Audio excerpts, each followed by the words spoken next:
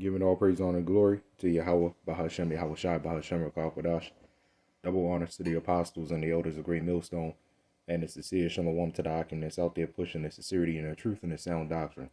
First and foremost, I want to say Thawadi Yahawah, BAHASHAM, YAHAWASHI for giving me and the fellow Akim the opportunity to do these lessons and these videos.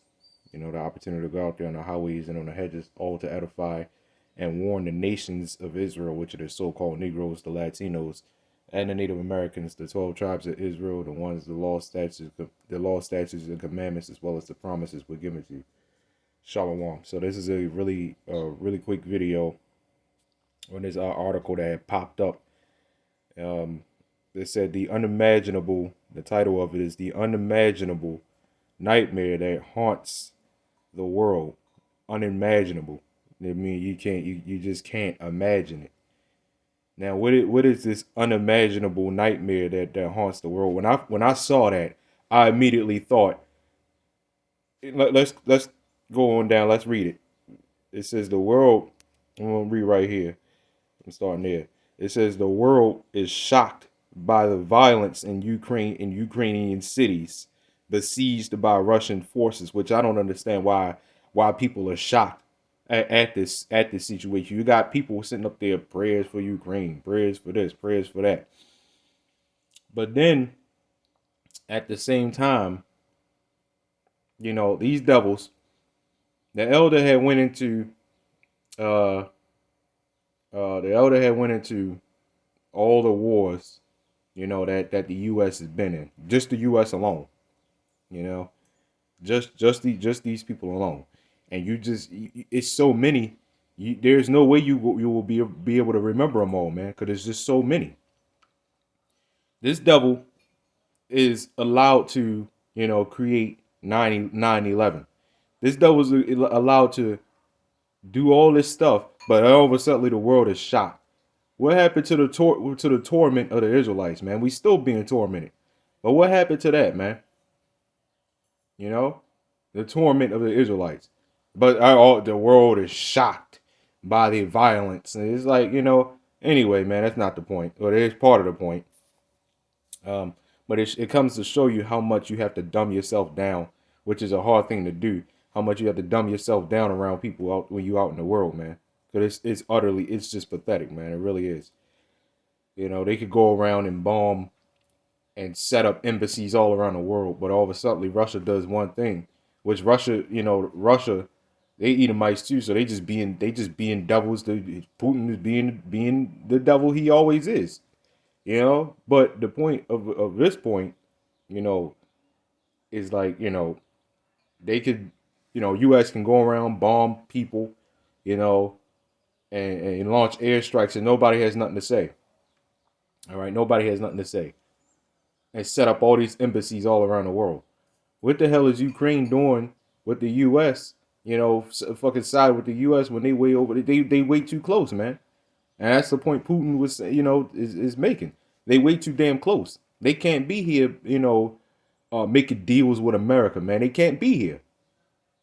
All right.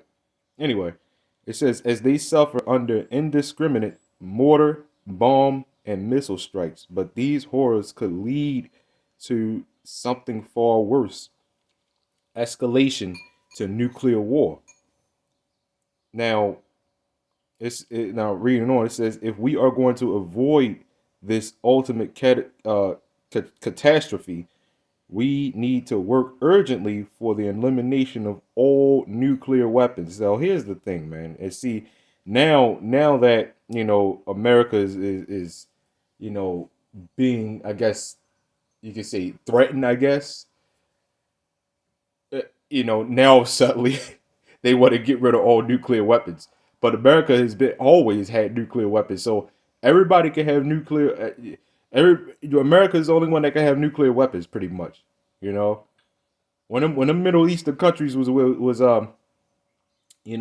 making nuclear weapons, America had a fit about it, so they went over there and started doing some shit, man. They always do this, you know. And then all of a sudden, you know, so now it's a big ass panic. And now we pretty much in World War III, you know. we're not quite in it yet, but you know we pretty much in the midst of it, you know. Now all of a sudden they want to get rid of nuclear weapons, man. But again, they said this is the unimaginable nightmare that haunts the world. You see, because nobody can imagine nuclear war. But the Lord says otherwise, man. See, this is the nuclear war is what we've been looking forward to, man. You know, it's something you people can't imagine because you don't want this place to fall, man. You don't want your kingdom to crash. And do I blame you in a sense? I mean, if I had a kingdom and it was being, probably not. I probably wouldn't blame you. you know, you living it up. No, you definitely not gonna want this place to go down. All right. Now, what I'm going to do, like I said, I did say I wasn't going to keep this long. This book of Ecclesiasticus, also known as Sirach, chapter 11, verse 25. It says, in the day of prosperity, there is a forgetfulness of affliction. Let me read that again. In the day of prosperity, there is a forgetfulness of affliction. And in the day of affliction, there is no more remembrance of prosperity. So let's get to that first part. It says in the day of prosperity, there is a forgetfulness of affliction. Pretty much what? In the day of people's prosperity, in the day of people that, they having a good time, they partying, they doing all this, they eating, marrying, giving them marriage, all that good stuff, as in the days of Noah, they forget, they're not really, their mindset is not on, what could possibly happen in the future and how am I supposed to prepare for this? Their mindset is not even on that. All right, their mindset is not on that certain thing. All right, so they just completely just blot out, the day of affliction pretty much. They just not worried about it. All right, it says in the day of affliction, there is no more remembrance of prosperity. So when they're being troubled, there is no more remembrance of prosperity. And ultimately, when in the time that it would pretty much that right there, in the time in the day of affliction, the day of affliction would be like what? Jacob's trouble. Their mind of prosperity, the prosperity in that time, the only prosperity in that time will be YAHAWASHI, BAHASHAM YAHAWASHI. And that mindset is not on that, so they just completely forget it. There is no remembrance of that either, man. So the day that, in the day of their trouble, and the day when this stuff starts happening, this is why, you're starting to see a whole lot of people leave the Christian churches, which is, yeah, sure, it's good. But now what they do is just drop the whole Bible. And that's pretty much what that is. Because they've been taught it wrong for so long, and when they figure out that it was wrong, and we tell them that what you learned was completely wrong, they don't want to hear it, and that's between them and the Lord. We get some people that actually come up and actually get it, but that's up to the Most High. All right. So, again, man, everybody having a grand time right now. That's why it's so unimaginable to people. That's why the threat of nuclear war is so unimaginable to people. But it's not so far-fetched now, is it though? I mean, it's not you can see it now. You can see it actually happening now. So that's why it's so unimaginable to people. All right. Now let's go get, because again, man, the Lord said otherwise. All right. The book of Malachi, chapter 4, verse 1. For behold, the day of the Lord, for behold, the day cometh that shall burn as an oven. All right. It says, and all the proud, and all that do wickedly shall be stubble. And the day that cometh shall burn them up, saith the Lord Yahweh BAHASHAM YAHAWASHI. That it shall leave them neither root nor branch. So what is that saying, man? That means it's not gonna be anything left, man. It's gonna be nothing left. Remember the book of Isaiah, it said I created the smith that blow up the coals and stuff like that. You know, that's the missiles, man. You know, you got some other Israelite. This is, not for them. Whoever says that the missiles aren't mentioned in the Bible or whatever, all y'all talk about is World War III and stuff like that, because that's what you're supposed to be talking about, man. If you're not talking about World War III and you're not warning the people that this stuff is supposed to be coming, and you're not telling the people to rejoice that this shit is happening, then that means that you don't want this place to fall, which a lot of Jake don't. You got Jake's out there sitting up there, Jake sitting up there saying, Edomites ain't gonna be destroyed. You got good Edomites, bad Edomites, and stuff like that, you know. But again, man, those are the people that find this unimaginable, quote unquote unimaginable. They can't imagine this something like that happening. They can't see it happening because this place is so proud, man. And it said, and that's why I said, and all the proud and all that do wickedly shall be stubble, man. And that sounds like what? Jeremiah chapter 50, verse 32. The most proud is going to stumble and fall. Pride comes before destruction, right? And that sounds like a Revelation, the 8th chapter as well, man. She glorified herself and lived deliciously. That's also talking about the people. That's it. That's the people of America, man. It's so unimaginable because y'all so damn proud, man. Y'all always think that this place is untouchable. Hell, you women, a lot of you women too, think y'all untouchable, man. It's unimaginable for that to happen to a woman. When something happens to a woman, it's unimaginable for something like that to happen to a woman, because you can't imagine shit like that happening. But guess what, man? It's going to be more than an imagination, man. The Lord really going to start making His words known to you people. All right. Nuclear war is unimaginable to you people because y'all so goddamn proud, man. Y'all always think this place can't be touched. All right. Let's go ahead and get But it was prophesied from the very beginning, man. It was prophesied from the very, very, very start, and I'm going to get that right now. The book of Second Timothy, the book of Second Ezra, chapter 6, verse 1. All right, it says, "And he said unto me in the beginning, when the earth was made, before the borders of the world stood, or ever the winds blew, before it thundered and lightning." It said, "Or ever the foundations of paradise were laid, before the fair flowers were seen, or ever the movable powers were established, before the innumerable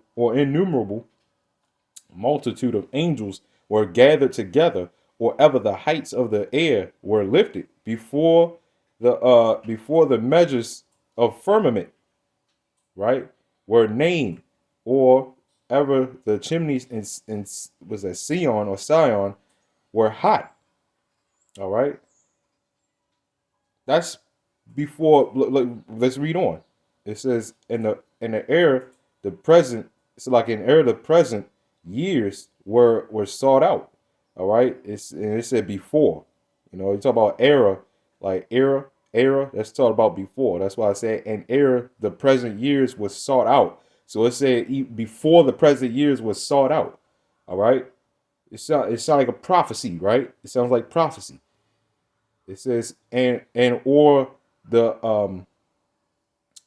ever the inventions of them that now sin were turned, before they were sealed, they have gathered for faith.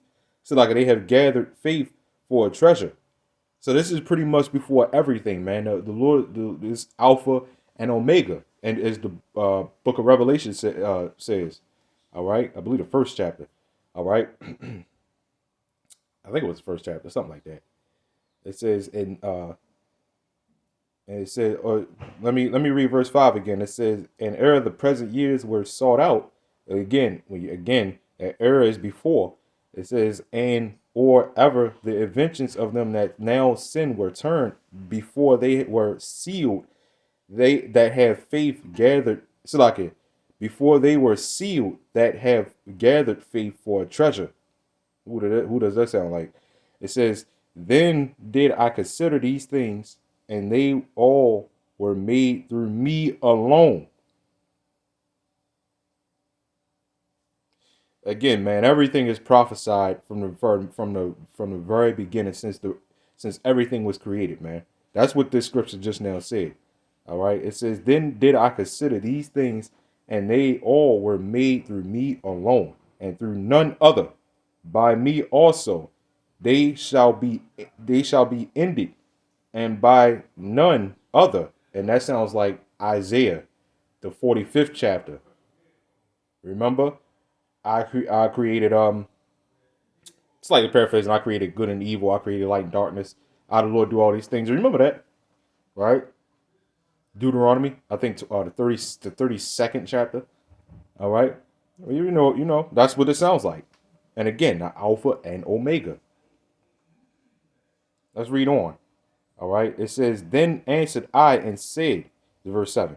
It said, "Then answered I and said, what shall be the parting asunder of times? Or when shall be the end of the first, and the beginning of it that followeth?" What does that sound like? It said the end of the first and the beginning of it that followeth. It's going to explain. It's verse 8. Now this is when he's going to start going into the downfall of this wicked ass place, man. You remember Ezra and Daniel, you know, they pretty much saw similar things, man. They pretty much had similar visions. They both got sick off the visions they had too. It's verse 8. It said, and he said, no, now again, let me read verse 7 again.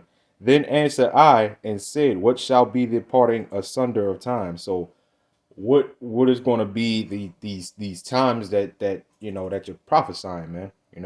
It says, or when shall be the end of the first, and the beginning of it that followeth.